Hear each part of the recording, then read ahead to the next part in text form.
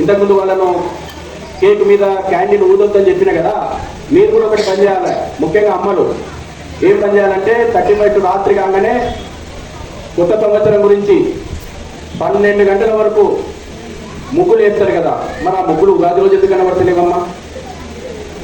31 December రోజున అర్ధరాత్రి date మారుతుందని, కొత్త సంవత్సరం వస్తుందని చెప్పి పిల్లలను పక్కన పెట్టుకొని వాళ్ళకి చెప్తున్న తప్పు పట్టలేదు నేను. మనం క్యాలెండర్ ఫాలో అవుతున్నాం, కొన్నిటి విషయంలో మూర్ఖంగా కూడా పోతున్నాం. మీరు 31 డిసెంబర్ తర్వాత 1 జనవరి వస్తుంది. సంతోషం ఏంటంటే, ఒక సంతోషపడాల్సిన విషయం ఏంటంటే, మొన్న ఒక రిపోర్ట్ వచ్చింది, ఈ దేశం లోపల 31 డిసెంబర్ రోజున రోడ్ల మీద అర్ధరాత్రి వరకు తాగి హ్యాపీ న్యూ ఇయర్ అన్నటువంటి యువత కంటే 1 జనవరి రోజున దేవాలయాల దర్శనాల కోసం ఉన్నటువంటి యువత ఈ దేశం లోపల పెరిగింది. ఇది దేశానికి మంచి సంకేతం. వాటి తప్పలేదు. కానీ ఉగాది రోజు కూడా ప్రకృతిలో వస్తున్నటువంటి మార్పు, ప్రకృతితోటి మన జీవన విధానం ఎట్లా ముడిపడి ఉన్నది ఈ పిల్లలకు నేర్పాల. ఆ రోజు కూడా ఇంటి ముందర ముగ్గేయాల. ఆ రోజు కూడా ఉగాది పచ్చడి, మన యొక్క పండుగల లోపల, ఆహార అలవాట్ల లోపల ఉన్నటువంటి గొప్పతనం ఏందో చెప్పాల. గుడికి పోవాలా. పిల్లలు తీసుకుంటే ఎంతమంది గుడికి పోతారు? సంతోషం. అందుకే మీరందరూ ఇంకా బాల సంస్కారానికి వచ్చారు. మీకు ఈ అలవాట్లు మేము తల్లిదండ్రులు కట్టే చెప్పండి. అంతో ఇంతో మిగతా వాళ్ళకంటే భిన్నంగా మన ఆలోచనలు మీ తల్లిదండ్రులకు ఉన్నాయి కాబట్టి మీరు అదృష్టవంతులు పిల్లలు. మీరు ఎంత అదృష్టవంతులు చెప్పాలా? మీరు పోయినాక క్లాసులు స్టార్ట్ అయితే కదా నెక్స్ట్ ఇయర్. చిన్న ఏ పేరు? కౌశిక్. ఫస్ట్ ఆ పిల్లల పేర్లకు అర్థం ఏందో చెప్పండి. మీరు పేరు పెట్టి కూడా వేస్తారు. ఆ పేరు ఏందో చెప్పారు, ఆ పేరు అర్థం ఏందో చెప్పారు. శ్రవణ్ కుమార్ అని పెట్టారు. శ్రవణ్ కుమార్ గొప్పతనం ఏందో చెప్పాలి పిల్లగానికి. అట్లా మీ పిల్లల పేర్లు లిల్లీ, పల్లి, ఉల్లి అని మాట్లాడకండి. పిల్లల పేర్లు మంచి పేర్లు పెట్టింది కదా, ఆ పేర్లు అర్థం చెప్పండి. కాబట్టి మీరు పిల్లలందరూ ఏం చేయాలంటే నెక్స్ట్ క్లాస్ స్టార్ట్ కాగానే మీ స్కూల్లో మీ ఫ్రెండ్స్ చెప్పాలి, మేము సమ్మర్లో మా పేరెంట్స్ ఎంత గొప్పలు తెలుసా, సమ్మర్లో మమ్మల్ని బాల సంస్కార కేంద్రానికి పంపించారు, మీ అమ్మ నాయనలకు కూడా చెప్పండి ఇట్లా చేయమని చెప్పి మీ ఫ్రెండ్స్ చెప్తారా? అక్క గ్యారంటీ. జోరుగా, జోర్సే. ఓకే, మీరందరూ మీ దోస్తుల నాయనమ్మలకు కూడా, అమ్మ నాయనలకు కూడా చెప్పమని చెప్పాలి. వచ్చే సంవత్సరం బాల సంస్కార కేంద్రం ఇది నిలిపోవాలా. తర్వాత పిల్లలు దొరుకునమ్మా గుడికి పోండి, కుటుంబంతో సహా గుడికి పోండి. ఇప్పుడు ఇంతకుముందు ఒక పిల్లగాడు అడుగుతుందమ్మా డాడీ రాలేదా కార్యక్రమానికి అని. ఆ డాడీకి చెప్పాలి, నువ్వు పోయినాక ఎవరు అడిగినాయినా. ఆ డాడీకి కంపల్సరీ ఆ నాన్నను దొరుకుని ప్రతి వారం గుడికి తీసుకుపోవాలా. మీ కుటుంబాలు అందరితో కలిసి గుడికి పోవాలి వారంలో ఒక రోజు. మీ కుటుంబంలో ఎంత మార్పు వస్తుందో చూడండి. మీ కుటుంబంలో వచ్చేటువంటి పాజిటివ్ వైబ్రేషన్స్ అనుభవించండి. పిల్లలతోటి కలిసి కుటుంబం అంతా ఇవాళ RSS 100 సంవత్సరాల సందర్భంగా ప్రతి గల్లీలో చెప్తున్నాం, కుటుంబ ప్రబోధన్. కుటుంబం ఈ దేశానికి వెన్నుముక. ఇవాళ కుటుంబం విచ్ఛిన్నమైతే కేవలం కుటుంబాలే విచ్ఛిన్నమవుతున్నట్టు కాదు, ఈ సంస్కృతి విచ్ఛిన్నమవుతుంది, ఈ దేశం విచ్ఛిన్నమవుతుంది. కుటుంబమే ఈ దేశానికి వెన్నుముక. కాబట్టి కుటుంబం లోపల మహిళల యొక్క పాత్ర కీలకం. మహిళలు మీరందరూ కూడా కుటుంబాలతో సహా మీరు నచ్చినటువంటి దేవాలయానికి వారంలో ఒకసారి ఒక గంట సేపు గడిపిరండి. పిల్లలతోటి మాట్లాడండి. ఖచ్చితంగా 3 పూటలు వీలు కాకపోవచ్చు, ఒక్క పూటనైనా పిల్లలతోటి కుటుంబంతో కలిసి భోజనం చేయండి. కలిసి భోజనం చేసి వాళ్ళతోటి పంచుకోండి, విషయాలు పంచుకోండి. 4 మంచి విషయాలు వాళ్ళు చెప్తే వినండి. కేవలం మార్కులు ఒక్కటే గుణమానం కాదు. పిల్లలతో ఎప్పుడు మాట్లాడతారంటే ఆ రిజల్ట్ వస్తాయి. ఇక ఆ రిజల్ట్ వచ్చిన రోజు వంట రూమ్లో పాత్రల సౌండ్ వస్తుంటాయి, ఇక గంటలు గురగుర అంటుంటాయి. ఇక వీడు ఆ రిజల్ట్ వచ్చిన రోజు నుంచి 2 రోజులు బిక్కు అంటుంటాయి. రిజల్ట్ మార్కులు మాత్రమే మీ పిల్లలకు కొలమానం కాదు. ప్రపంచ చరిత్ర లోపల చరిత్రను తిరగరాసినటువంటి మహనీయులందరూ కూడా, చరిత్రను లిఖించినటువంటి మహనీయులందరూ కూడా, చరిత్రను సృష్టించిన మహనీయులందరూ కూడా మార్కులు కాదు వాళ్ళ జీవితంలో కొలమానము, వాళ్ళ యొక్క సంస్కారము, వాళ్ళ శీలవంతమైనటువంటి వ్యక్తిత్వము. అందుకే మీ పిల్లల ఇష్టాలను గమనించండి. ఇష్టాలను గమనించి వాళ్ళని ఆటలు ఒక గంట సేపు ఆటకు వదిలేయండి. శారీరక దృఢత్వం వస్తుంది. దగ్గరలో ఉన్నటువంటి మొబైల్ ఫోన్లు ఆటలు కాదు, క్రీడా మైదానంలో కూడా ఆటలు వదిలేయండి. ఆరోగ్య భారతం తయారవుతుంది. వాళ్ళ మనసులో ఉన్నటువంటి విషయాలను అడగండి, తెలుసుకోండి. వాళ్ళతోటి కొంతసేపు తల్లిగా, కొంతసేపు తండ్రిగా ఉండడమే కాదు, కొంతసేపు మిత్రుడిగా కూడా వాళ్ళతోటి వ్యవహరించండి. ఇవాళ చూస్తున్నాం మనం ఈ రాష్ట్రం లోపల 38,000 మంది అమ్మాయిల మిస్సింగ్ కేసులు ఉన్నాయి. ఎంత? 38,000 మంది అమ్మాయిలు. ఎందుకంటే చాలా మంది ఓ సినిమా వచ్చింది కేరళ స్టోరీ, ఎంతమంది చూసారు? అప్పుడప్పుడు సినిమాలు కూడా వస్తున్నాయి, మంచి మంచి సినిమాలు వస్తున్నాయి. కొన్ని విషయాలు ఏమవుతుందంటే పిల్లలతోటి మనం ఓపెన్ గా మాట్లాడలేము. చిన్న మీరు అల్లరి పెట్టకుండా ఉంటే తొందరగా బంద్ చేసి తొందరగా ప్రైజ్ తీసుకుపోతాం. అల్లరి పెడితే మళ్ళీ ఎక్కువసేపు మాట్లాడతాం. ఏం చేయమంటారు?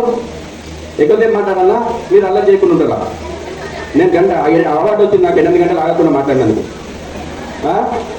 మరి మీరు అల్లరి చేయకపోతే తక్కువసేపు మాట్లాడతా. అప్పుడప్పుడు కొన్ని సినిమాలు వస్తాయి, కొన్ని విషయాలు పిల్లలతోటి మనం కొన్ని మనసిచ్చి మాట్లాడుకోకుండా అడ్డుగోడలు ఉండొచ్చు. అటువంటిప్పుడు సమాజంలో ఏం జరుగుతుందో ఇవాళ అనేక మంచి సినిమాలు వస్తున్నాయి. కుటుంబంతో కలిసిపోండి. కేరళ స్టోరీ లోపల ఈ అమ్మాయిల మీద ఏ రకమైనటువంటి కుట్రలు జరుగుతున్నాయి, మతోన్మాదం ఏ రకంగా అమ్మాయిల యొక్క హిందూ అమ్మాయిల యొక్క జీవితాలతో ఆటలాడుకుంటుంది. వాళ్ళకి ఈ వయసులో తెలియాలి.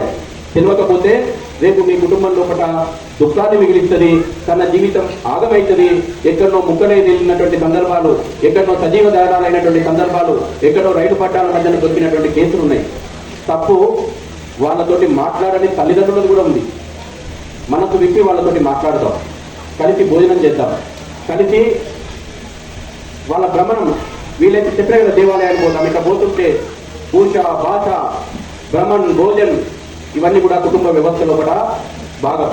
కాబట్టి ఈ కుటుంబ వ్యవస్థకు మీరు ముందుకు వచ్చిన సంతోషం. మిమ్మల్ని అందరినీ కూడా నేను అభినందిస్తున్నా. మీ కుటుంబాలను చూసి మీ కాలనీలో పక్కింట్లలో మార్పు రావాలి. ఇక్కడ నుంచి 23 రోజులు నడిచిపోయింది కదా, తర్వాత ఏం రావాలంటే మళ్ళీ ఏడాదికి 23 రోజులు గుర్తు రావద్దు. ఈ మార్పు మీ పిల్లల లోపల వచ్చిన మార్పు, మీ కుటుంబాల లోపల వచ్చినటువంటి మార్పు మీ పక్కింటి మీద ప్రభావం చూపెట్టాలి. ఆ పక్కింటి మీద ప్రభావం చూపెట్టాలా. మొత్తం మన కాలనీ లోపల హిందూ సమాజం ఒక ఆదర్శవంతమైనటువంటి కుటుంబ వ్యవస్థతోటి ముందుకు పోవాలి.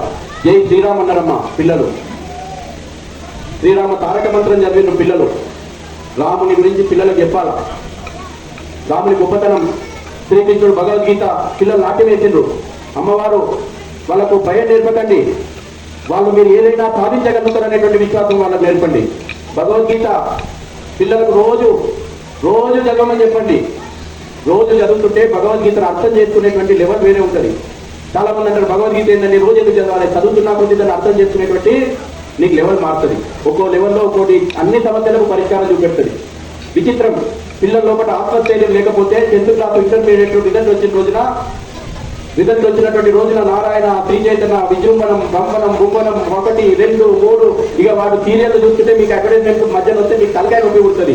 ఇక మీ రిజల్ట్ ఎందుకు వచ్చినాయి ఇయ్యాలా అని 1, 2, 3 వాడు 1, 2, 3 అంటాడు, వీడు 1, 2, 3 అంటాడు. మిమ్మల్ని సీరియల్ కూడా జూనియర్. కానీ నెక్స్ట్ డే పేపర్ చూస్తే మార్కులు తక్కువ వచ్చినాయని ఆత్మహత్యలు, ఫెయిల్ అయినా అని ఆత్మహత్యలు. పిల్లల లోపల ఈ రకమైనటువంటి ఆత్మవిశ్వాసం ఎందుకు లేకుండా తయారవుతున్నారు. బట్ వాళ్ళ కేవలం మార్కులు మాత్రమే కులమానం తయారు చేయకండి. వాళ్ళ లోపల ఇక్కడ నేను తప్పినా దానికి మించి విజయం సాధిస్తావు నువ్వు. అందుకే రిజల్ట్ వచ్చిన రోజున ఎక్కడెక్కడైతే వాళ్ళ లోపాలు ఉన్నాయో ఆ లోపాలను గమనించి భవిష్యత్తు లోపల ఈ లోపాలను నువ్వు అధిగమించితే ఇంకా విజయం సాధిస్తావు అనేటువంటి ఒక స్పోర్టివ్ స్పిరిట్ వాళ్ళని నింపుదామా. అందుకే భగవద్గీత నాటకం చెప్పించారు. కృష్ణుడు ఆత్మవిశ్వాసం చెప్తా ఉన్నాడు. అమ్మవారి వేషం వేయించారు. అమ్మాయిలకు కూడా పిరిగి పద్ధతులను నేర్పొద్దు. అమ్మాయిలు కూడా ఇందులో తక్కువ కాదు. మీరు అందరు దేవుళ్ళ కంటే ఆదిశక్తి, అపరశక్తి, ఒక స్త్రీమూర్తిగా ఇవాళ మనం పూజిస్తాం, ఆరాధిస్తాం. స్త్రీ ఎందులో తక్కువ కాదు. శక్తివంతురాలు స్త్రీనే. ఆదిశక్తి, అపరశక్తిగా అమ్మవారిని పూజిస్తాం. కాబట్టి మహిళలను కూడా అన్ని రంగాల్లో కూడా ప్రోత్సహించాల్సినటువంటి బాధ్యత ఉంది. ఇక చివరిగా 1 నిమిషం చెప్పి ముగించే ఒక విషయం. జై శ్రీరామన్ పిల్లలు అన్నారు. రాముని గుణగణాలు మనం రామాలయం పోతాం కదా, అందరం రాముని పూజిస్తాం కదా, శ్రీరామనవమి రోజున రాముని కళ్యాణం చేస్తాం కదా. నా ఇంట్లోనే ఒక రాముడు ఎందుకు తయారు కావద్దు? నా ఇంట్లోనే ఒక సీతమ్మ ఎందుకు తయారు కావద్దు? ఇది ప్రతి ఇంట్లో కోరిక ఉండాలి. రాముని యొక్క గుణగణాలు పిల్లలకు నేర్పిస్తే ఈ దేశం లోపల వృద్ధాశ్రమాలు ఉండవు. బాధాకరం, దేశం లోపల వృద్ధాశ్రమాలు పెరుగుతున్నాయి. చేతికి వచ్చిన కొడుకు తిండి పెట్టక ఇళ్లను చెడగొడుతున్నారు. గాంధీ ఆసుపత్రిలో మనం న్యూస్ చూస్తాం. ఈ మధ్యనంటే గాంధీ ఆసుపత్రిలో జాయిన్ చేస్తున్నారట, వెళ్ళిపోతున్నారట కొడుకులు 80 ఏళ్ల ముసలు. దాని గురించి ఒక మీటింగ్ అయింది. వారం రోజుల క్రితం ఈనాడు పేపర్ తీస్తే మీకు కనబడుతుంది. ఎందుకు వచ్చింది లోపం? రాముని యొక్క గొప్పతనాన్ని మన పిల్లల లోపల నింపుతలేదు. పొద్దున్న లేస్తే పేపర్లలో కనబడుతున్నాయి ఆస్తుల కోసం అన్నదమ్ముల పంచాయతీలు. రామ లక్ష్మణులకు గొప్పతనం నేర్పితే ఈ ఇబ్బంది ఉండదు. రంగారెడ్డి కోర్టు పోతే అన్ని కోర్టుల కంటే కూడా ఫ్యామిలీ కోర్టు విడాకుల కోసం ఎక్కువ గుంపుగా ఉంటుంది అక్కడ. ఒక 50 మంది ఉంటారు విడాకుల కోర్టు దగ్గర.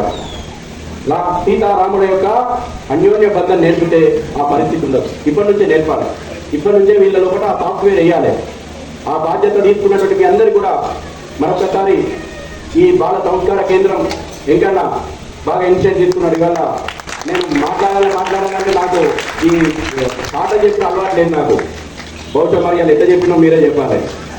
ఎందుకంటే తల్లిదండ్రులతోటి ఏదైనా విషయాల మీద మేము ఉపన్యాసాలు ఇస్తుంటాం. సంఘ పెద్దలు ఉన్నారు, వివిధ క్షేత్రాల పెద్దలు. ముఖ్యంగా సంతోషం ఏమనిపించిందంటే మీ కుటుంబాలు ఎవరైతే ఇనిషియేట్ చేస్తున్నారో అమ్మలు, హెడ్ మాస్టర్ గారు, అమ్మ మీకు పాదాభివందనాలు. మీలాంటి వాళ్ళు ఈ తరాన్ని దేశాన్ని తయారు చేస్తున్నారు. ఇంకా మిగతా టీచర్స్ ఎవరైతే అందరూ ఉన్నారో వాళ్ళందరూ కూడా నేను పాదాభివందనం చేస్తున్నా. వాళ్ళకే కాదు ఈ యొక్క బాల సంస్కార కేంద్రంలో పిల్లలను పంపిన ప్రతి తల్లిదండ్రికి నేను సభా వేదిక నుంచి చిరత్తు వచ్చి పాదాభివందనం చేస్తున్నాను.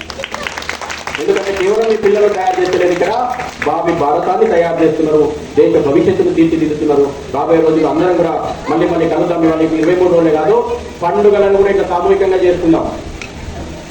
రాబోయే రోజుల్లో కూడా పండుగ ప్రాముఖ్యత ఇదే. ద్వారకామయ నగర్లో కమ్యూనిటీ హాల్లో కూడా, లేకపోతే మన బస్తీలో కూడా, మన దేవాలయంలో కూడా సండే ఉంటుంది. ప్రతి దేవాలయం దగ్గర అనేక మంది పెద్దలు ఉన్నారు. అలా మా మల్లికార్జున గారు ఉన్నారు, అనేక మంది పెద్దలు ఉన్నారు, అనుభవజ్ఞులు ఉన్నారు. వాళ్ళతోటి ఈ పిల్లలకు రకరకాలైనటువంటి విషయాలను నేర్పిద్దాం.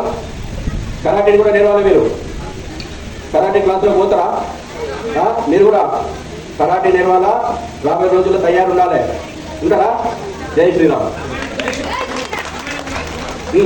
వారు రామాయణం పరీక్ష పెడతా ఉన్నారు పిల్లలకు, రామాయణం లిటరేచర్ ఇచ్చి. ఇప్పుడు ఒక్కసారి అందరం చప్పట్లు కొడదాం. చప్పట్లు కొడదాం.